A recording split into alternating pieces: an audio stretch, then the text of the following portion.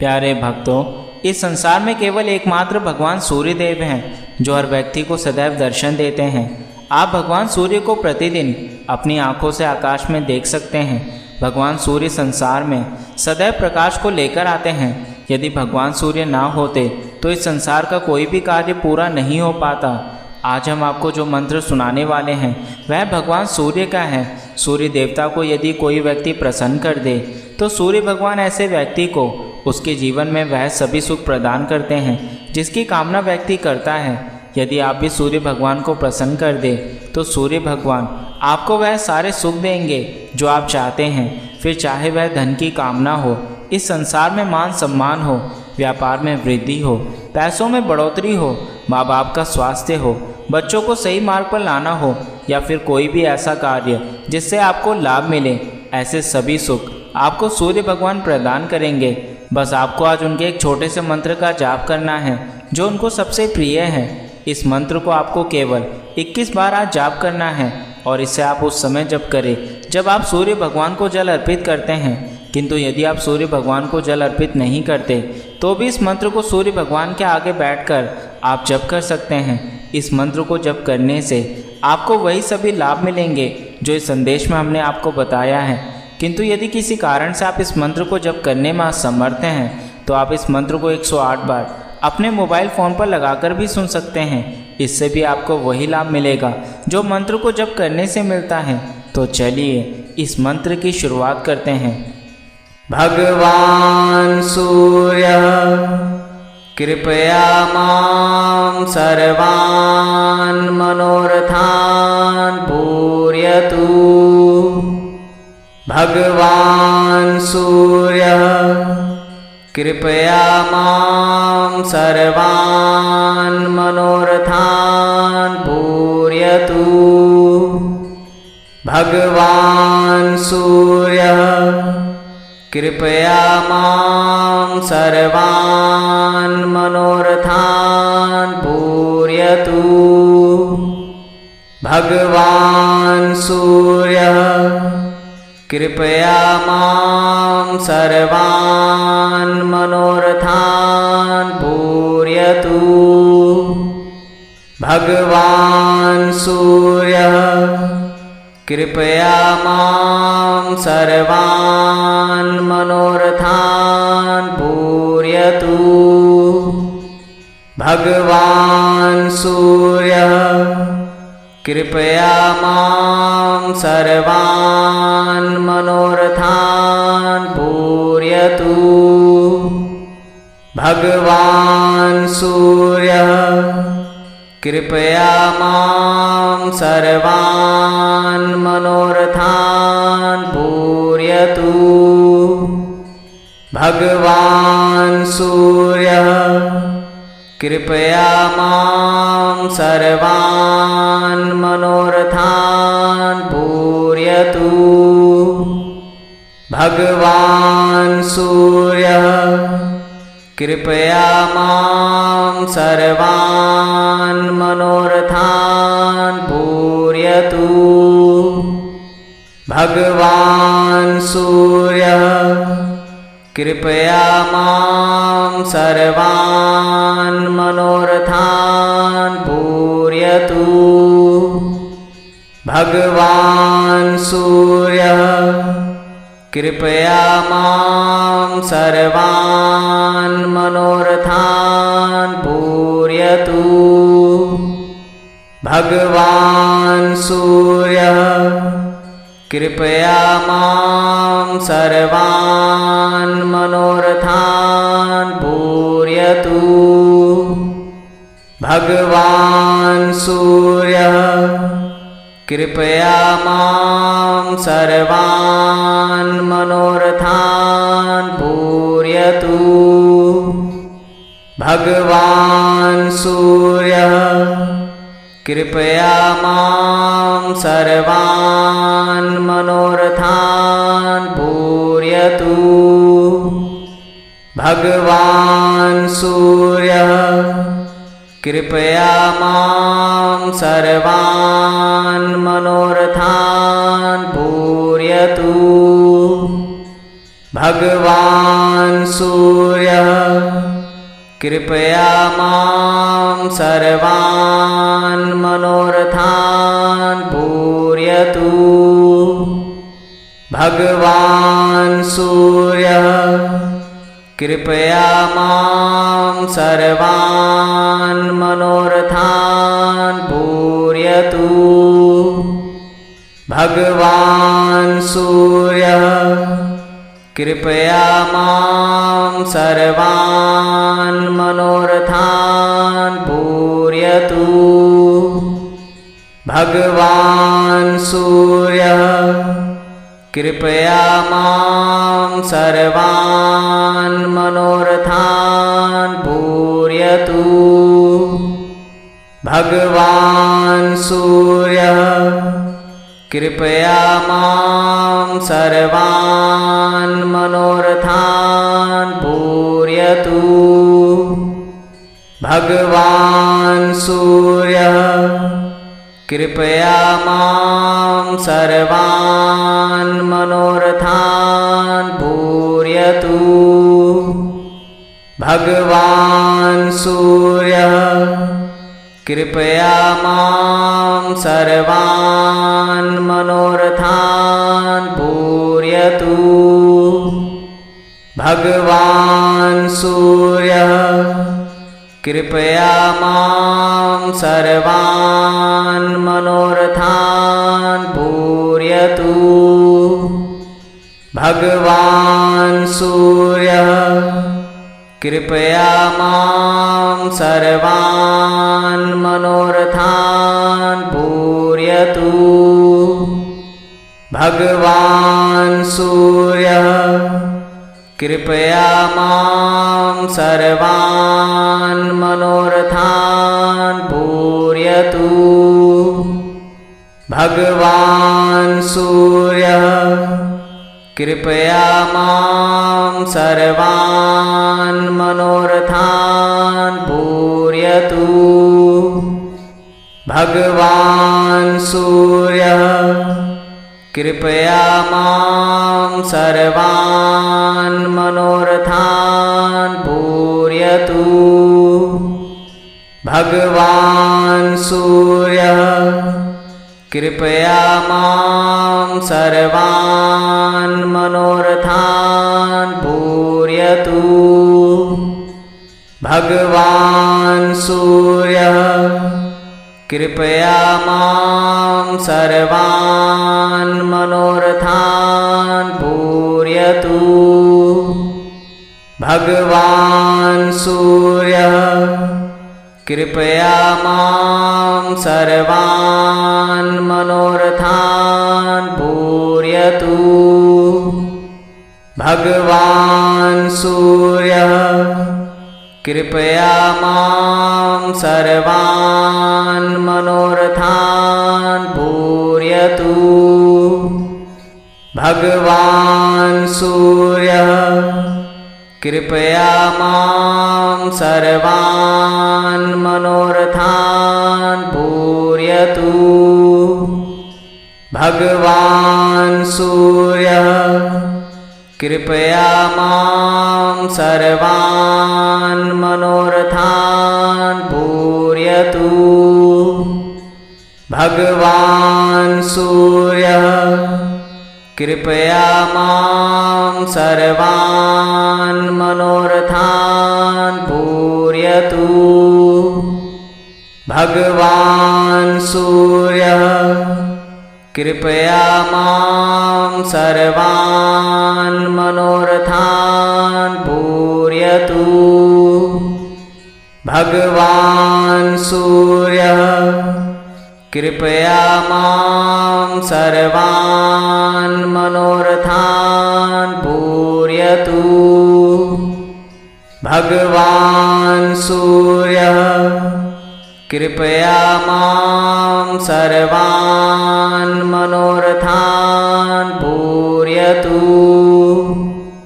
भगवान् सूर्यः कृपया मां सर्वान् मनोरथान् पूरयतु। भगवान् सूर्यः कृपया मां सर्वान् मनोरथान् पूरयतु। भगवान् सूर्यः कृपया मां सर्वान् मनोरथान् पूरयतु। भगवान् सूर्यः कृपया मां सर्वान् मनोरथान् पूरयतु। भगवान् सूर्यः कृपया मां सर्वान् मनोरथान् पूरयतु। भगवान् सूर्यः कृपया मां सर्वान् मनोरथान् पूरयतु। भगवान् सूर्यः कृपया मां सर्वान् मनोरथान् पूरयतु। भगवान् सूर्यः कृपया मां सर्वान् मनोरथान् पूरयतु। भगवान् सूर्यः कृपया मां सर्वान् मनोरथान् पूरयतु। भगवान् सूर्यः कृपया मां सर्वान् मनोरथान् पूरयतु। भगवान् सूर्यः कृपया मां सर्वान् मनोरथान् पूरयतु। भगवान् सूर्यः कृपया मां सर्वान् मनोरथान् पूरयतु। भगवान् सूर्यः कृपया मां सर्वान् मनोरथान् पूरयतु। भगवान् सूर्यः कृपया मां सर्वान् मनोरथान् पूरयतु। भगवान् सूर्यः कृपया मां सर्वान् मनोरथान् पूरयतु।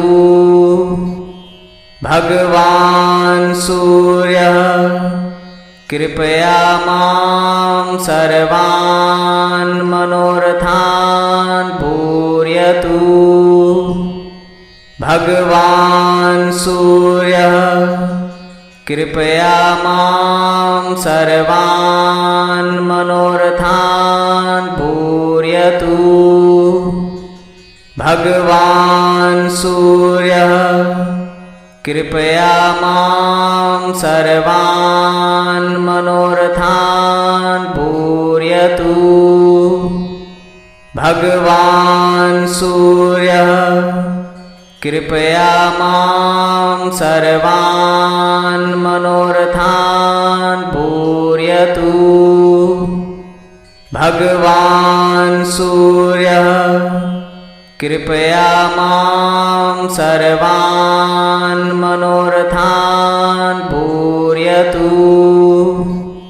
भगवान् सूर्यः कृपया मां सर्वान् मनोरथान् पूरयतु। भगवान् सूर्यः कृपया मां सर्वान् मनोरथान् पूरयतु। भगवान् सूर्यः कृपया मां सर्वान् मनोरथान् पूरयतु। भगवान् सूर्यः कृपया मां सर्वान् मनोरथान् पूरयतु। भगवान् सूर्यः कृपया मां सर्वान् मनोरथान् पूरयतु।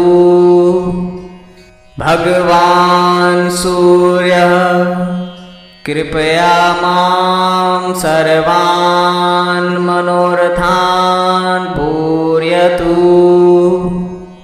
भगवान् सूर्यः कृपया मां सर्वान् मनोरथान् पूरयतु। भगवान् सूर्यः कृपया मां सर्वान् मनोरथान् पूरयतु। भगवान् सूर्यः कृपया मां सर्वान् मनोरथान् पूरयतु। भगवान् सूर्यः कृपया मां सर्वान् मनोरथान् पूरयतु। भगवान् सूर्यः कृपया मां सर्वान् मनोरथान् पूरयतु।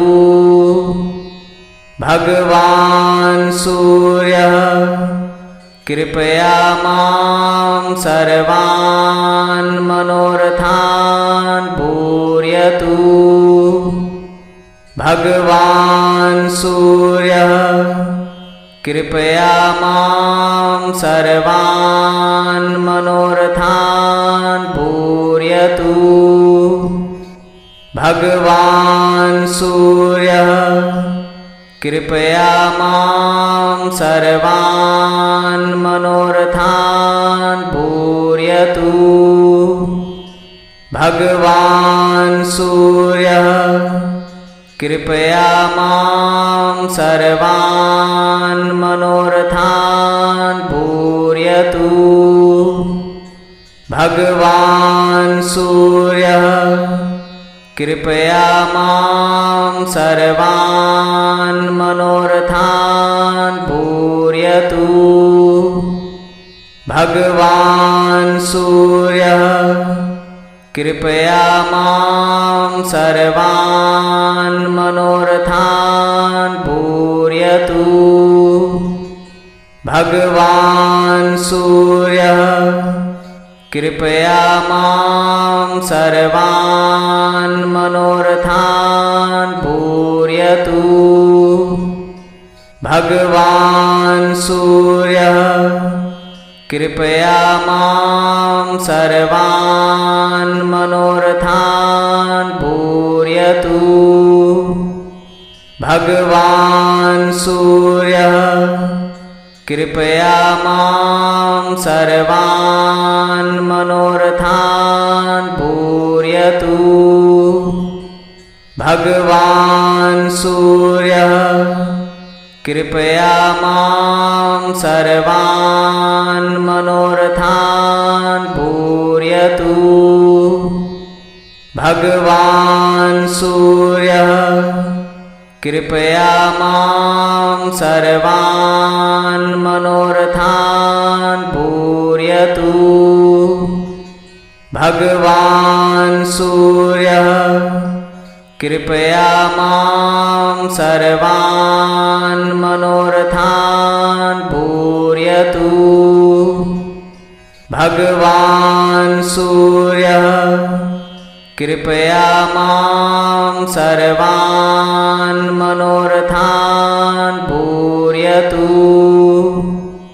भगवान् सूर्यः कृपया मां सर्वान् मनोरथान् पूरयतु। भगवान् सूर्यः कृपया मां सर्वान् मनोरथान् पूरयतु। भगवान् सूर्यः कृपया मां सर्वान् मनोरथान् पूरयतु। भगवान् सूर्यः कृपया मां सर्वान् मनोरथान् पूरयतु। भगवान् सूर्यः कृपया मां सर्वान् मनोरथान् पूरयतु। भगवान् सूर्यः कृपया मां सर्वान् मनोरथान् पूरयतु। भगवान् सूर्यः कृपया मां सर्वान् मनोरथान् पूरयतु। भगवान् सूर्यः कृपया मां सर्वान् मनोरथान् पूरयतु। भगवान् सूर्यः कृपया मां सर्वान् मनोरथान् पूरयतु। भगवान् सूर्यः कृपया मां सर्वान् मनोरथान् पूरयतु। भगवान् सूर्यः कृपया मां सर्वान् मनोरथान् पूरयतु। भगवान् सूर्यः कृपया मां सर्वान् मनोरथान् पूरयतु। भगवान् सूर्यः कृपया मां सर्वान् मनोरथान् पूरयतु। भगवान् सूर्यः कृपया मां सर्वान् मनोरथान् पूरयतु। भगवान् सूर्यः कृपया मां सर्वान् मनोरथान् पूरयतु। भगवान् सूर्यः कृपया मां सर्वान् मनोरथान् पूरयतु। भगवान् सूर्यः कृपया मां सर्वान् मनोरथान् पूरयतु। भगवान् सूर्यः कृपया मां सर्वान् मनोरथान् पूरयतु। भगवान् सूर्यः कृपया मां सर्वान् मनोरथान् पूरयतु। भगवान् सूर्यः कृपया मां सर्वान् मनोरथान् पूरयतु। भगवान् सूर्यः कृपया मां सर्वान् मनोरथान् पूरयतु। भगवान् सूर्यः कृपया मां सर्वान् मनोरथान् पूरयतु। भगवान् सूर्यः कृपया मां सर्वान् मनोरथान् पूरयतु। भगवान् सूर्यः कृपया मां सर्वान् मनोरथान् पूरयतु। भगवान् सूर्यः कृपया मां सर्वान् मनोरथान् पूरयतु। भगवान् सूर्यः कृपया मां सर्वान् मनोरथान् पूरयतु।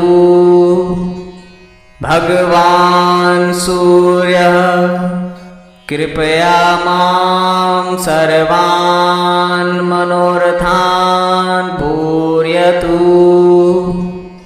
भगवान् सूर्यः कृपया मां सर्वान् मनोरथान् पूरयतु। भगवान् सूर्यः कृपया मां सर्वान् मनोरथान् पूरयतु। भगवान् सूर्यः कृपया मां सर्वान् मनोरथान् पूरयतु। भगवान् सूर्यः कृपया मां सर्वान् मनोरथान् पूरयतु। भगवान् सूर्यः कृपया मां सर्वान् मनोरथान् पूरयतु। भगवान् सूर्यः कृपया मां सर्वान् मनोरथान् पूरयतु। भगवान् सूर्यः कृपया मां सर्वान् मनोरथान् पूरयतु। भगवान् सूर्यः कृपया मां सर्वान् मनोरथान् पूरयतु। भगवान् सूर्यः कृपया मां सर्वान् मनोरथान् पूरयतु। भगवान् सूर्यः कृपया मां सर्वान् मनोरथान् पूरयतु। भगवान् सूर्यः कृपया मां सर्वान् मनोरथान् पूरयतु। भगवान् सूर्यः कृपया मां सर्वान् मनोरथान् पूरयतु। भगवान् सूर्यः कृपया मां सर्वान् मनोरथान् पूरयतु। भगवान् सूर्यः कृपया मां सर्वान् मनोरथान् पूरयतु। भगवान् सूर्यः कृपया मां सर्वान् मनोरथान् पूरयतु।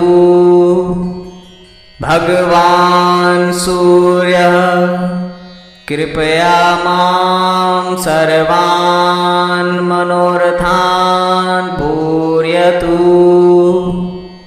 भगवान् सूर्यः कृपया मां सर्वान् मनोरथान् पूरयतु। भगवान् सूर्यः कृपया मां सर्वान् मनोरथान् पूरयतु। भगवान् सूर्यः कृपया मां सर्वान् मनोरथान् पूरयतु। भगवान् सूर्यः कृपया मां सर्वान् मनोरथान् पूरयतु। भगवान् सूर्यः कृपया मां सर्वान् मनोरथान् पूरयतु।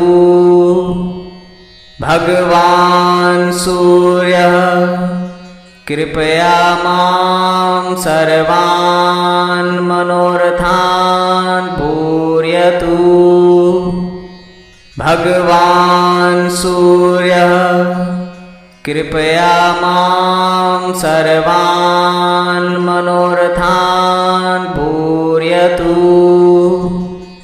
भगवान् सूर्यः कृपया मां सर्वान् मनोरथान् पूरयतु। भगवान् सूर्यः कृपया मां सर्वान् मनोरथान् पूरयतु। भगवान् सूर्यः कृपया मां सर्वान् मनोरथान् पूरयतु। भगवान् सूर्यः कृपया मां सर्वान् मनोरथान् पूरयतु। भगवान् सूर्यः कृपया मां सर्वान् मनोरथान् पूरयतु। भगवान् सूर्यः कृपया मां सर्वान् मनोरथान् पूरयतु। भगवान् सूर्यः कृपया मां सर्वान् मनोरथान् पूरयतु। भगवान् सूर्यः कृपया मां सर्वान् मनोरथान् पूरयतु। भगवान् सूर्यः कृपया मां सर्वान् मनोरथान् पूरयतु। भगवान् सूर्यः कृपया मां सर्वान् मनोरथान् पूरयतु। भगवान् सूर्यः कृपया मां सर्वान् मनोरथान् पूरयतु। भगवान् सूर्यः कृपया मां सर्वान् मनोरथान् पूरयतु। भगवान् सूर्यः कृपया मां सर्वान् मनोरथान् पूरयतु। भगवान् सूर्यः कृपया मां सर्वान् मनोरथान् पूरयतु। भगवान् सूर्यः कृपया मां सर्वान् मनोरथान् पूरयतु। भगवान् सूर्यः कृपया मां सर्वान् मनोरथान् पूरयतु। भगवान् सूर्यः कृपया मां सर्वान् मनोरथान् पूरयतु। भगवान् सूर्यः कृपया मां सर्वान् मनोरथान् पूरयतु। भगवान् सूर्यः कृपया मां सर्वान् मनोरथान् पूरयतु। भगवान् सूर्यः कृपया मां सर्वान् मनोरथान् पूरयतु। भगवान् सूर्यः कृपया मां सर्वान् मनोरथान् पूरयतु। भगवान् सूर्यः कृपया मां सर्वान् मनोरथान् पूरयतु।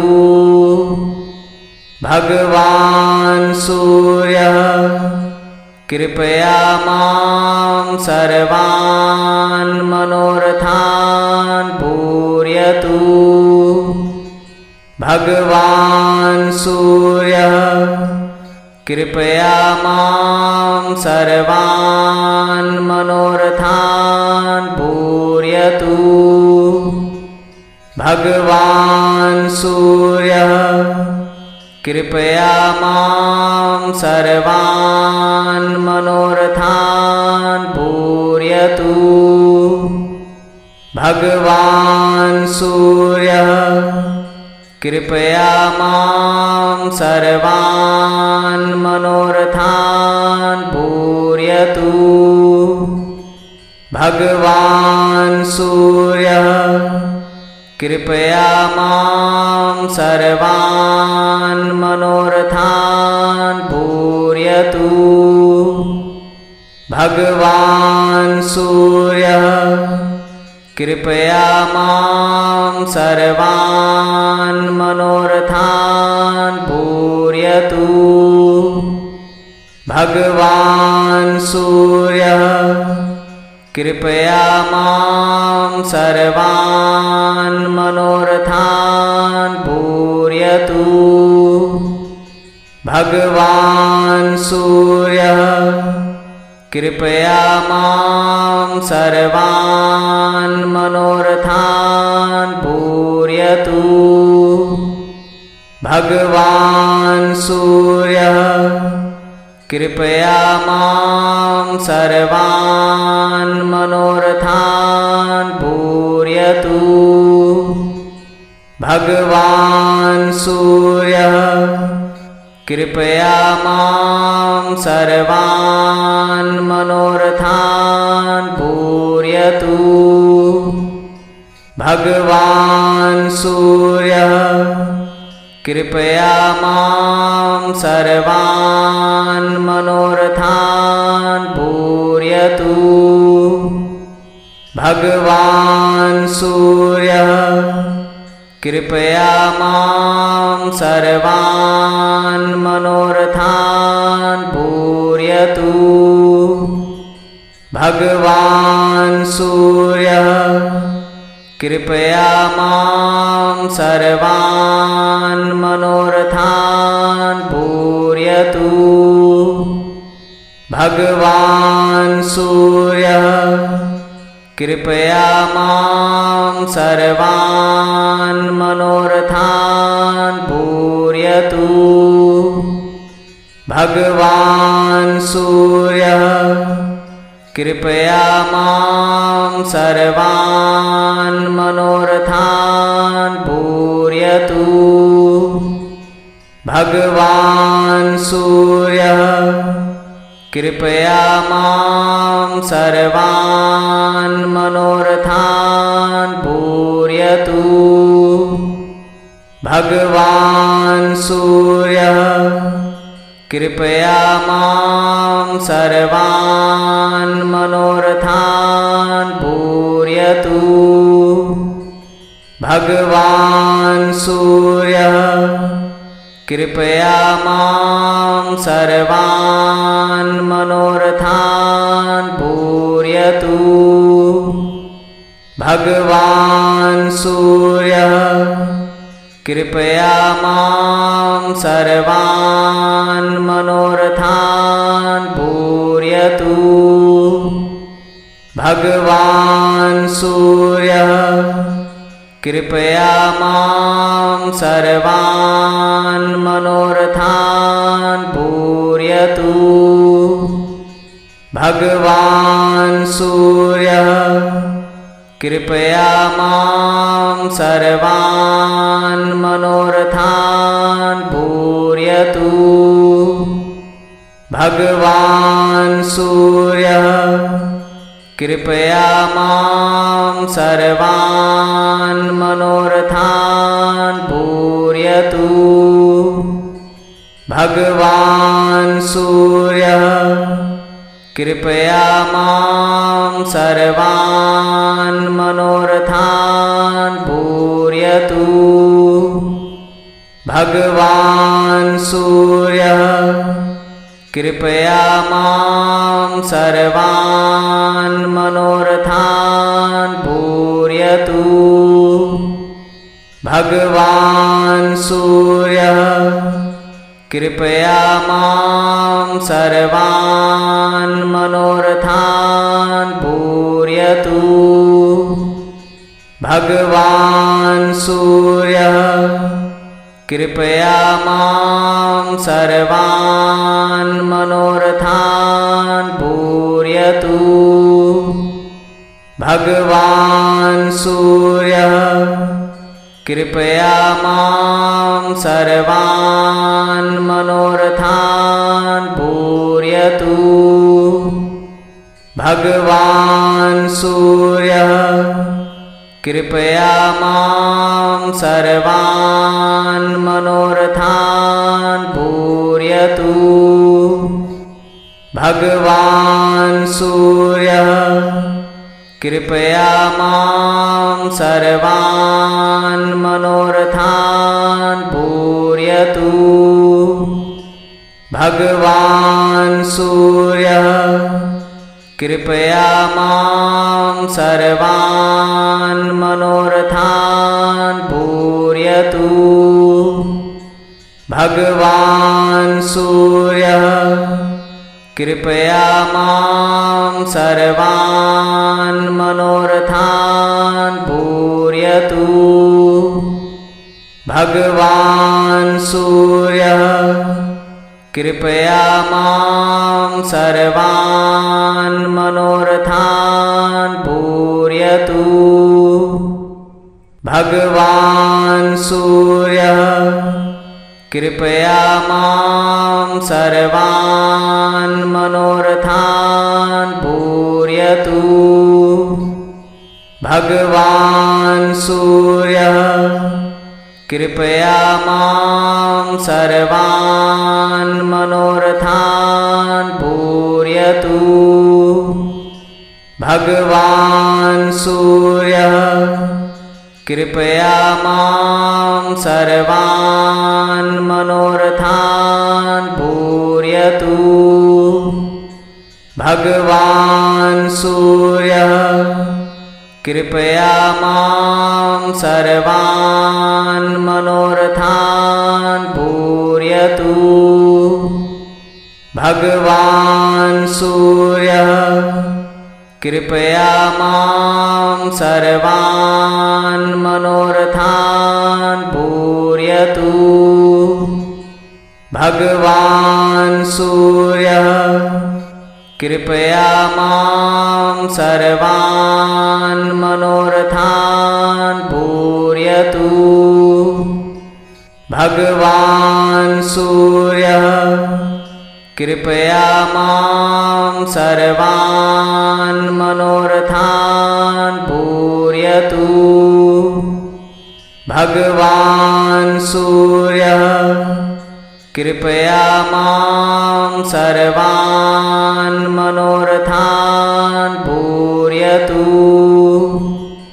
भगवान् सूर्यः कृपया मां सर्वान् मनोरथान् पूरयतु। भगवान् सूर्यः कृपया मां सर्वान् मनोरथान् पूरयतु। भगवान् सूर्यः कृपया मां सर्वान् मनोरथान् पूरयतु।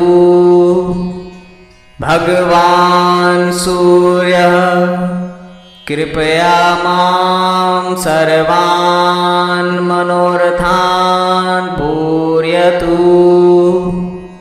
भगवान् सूर्यः कृपया मां सर्वान् मनोरथान् पूरयतु। भगवान् सूर्यः कृपया मां सर्वान् मनोरथान् पूरयतु। भगवान् सूर्यः कृपया मां सर्वान् मनोरथान् पूरयतु। भगवान् सूर्यः कृपया मां सर्वान् मनोरथान् पूरयतु। भगवान् सूर्यः कृपया मां सर्वान् मनोरथान् पूरयतु। भगवान् सूर्यः कृपया मां सर्वान् मनोरथान् पूरयतु। भगवान् सूर्यः कृपया मां सर्वान् मनोरथान् पूरयतु। भगवान् सूर्यः कृपया मां सर्वान् मनोरथान् पूरयतु। भगवान् सूर्यः कृपया मां सर्वान् मनोरथान् पूरयतु। भगवान् सूर्यः कृपया मां सर्वान् मनोरथान् पूरयतु। भगवान् सूर्यः कृपया मां सर्वान् मनोरथान् पूरयतु। भगवान् सूर्यः कृपया मां सर्वान् मनोरथान् पूरयतु। भगवान् सूर्यः कृपया मां सर्वान् मनोरथान् पूरयतु। भगवान् सूर्यः कृपया मां सर्वान् मनोरथान् पूरयतु। भगवान् सूर्यः कृपया मां सर्वान् मनोरथान् पूरयतु। भगवान् सूर्यः कृपया मां सर्वान् मनोरथान् पूरयतु। भगवान् सूर्यः कृपया मां सर्वान् मनोरथान् पूरयतु। भगवान् सूर्यः कृपया मां सर्वान् मनोरथान् पूरयतु। भगवान् सूर्यः कृपया मां सर्वान् मनोरथान् पूरयतु। भगवान् सूर्यः कृपया मां सर्वान् मनोरथान् पूरयतु। भगवान् सूर्यः कृपया मां सर्वान् मनोरथान् पूरयतु। भगवान् सूर्यः कृपया मां सर्वान् मनोरथान् पूरयतु। भगवान् सूर्यः कृपया मां सर्वान् मनोरथान् पूरयतु। भगवान् सूर्यः कृपया मां सर्वान् मनोरथान् पूरयतु। भगवान् सूर्यः कृपया मां सर्वान् मनोरथान् पूरयतु। भगवान् सूर्यः कृपया मां सर्वान् मनोरथान् पूरयतु। भगवान् सूर्यः कृपया मां सर्वान् मनोरथान् पूरयतु। भगवान् सूर्यः कृपया मां सर्वान् मनोरथान् पूरयतु। भगवान् सूर्यः कृपया मां सर्वान् मनोरथान् पूरयतु। भगवान् सूर्यः कृपया मां सर्वान् मनोरथान् पूरयतु। भगवान् सूर्यः कृपया मां सर्वान् मनोरथान् पूरयतु। भगवान् सूर्यः कृपया मां सर्वान् मनोरथान् पूरयतु। भगवान् सूर्यः कृपया मां सर्वान् मनोरथान् पूरयतु। भगवान् सूर्यः कृपया मां सर्वान् मनोरथान् पूरयतु। भगवान् सूर्यः कृपया मां सर्वान् मनोरथान् पूरयतु। भगवान् सूर्यः कृपया मां सर्वान् मनोरथान् पूरयतु। भगवान् सूर्यः कृपया मां सर्वान् मनोरथान् पूरयतु। भगवान् सूर्यः कृपया मां सर्वान् मनोरथान् पूरयतु।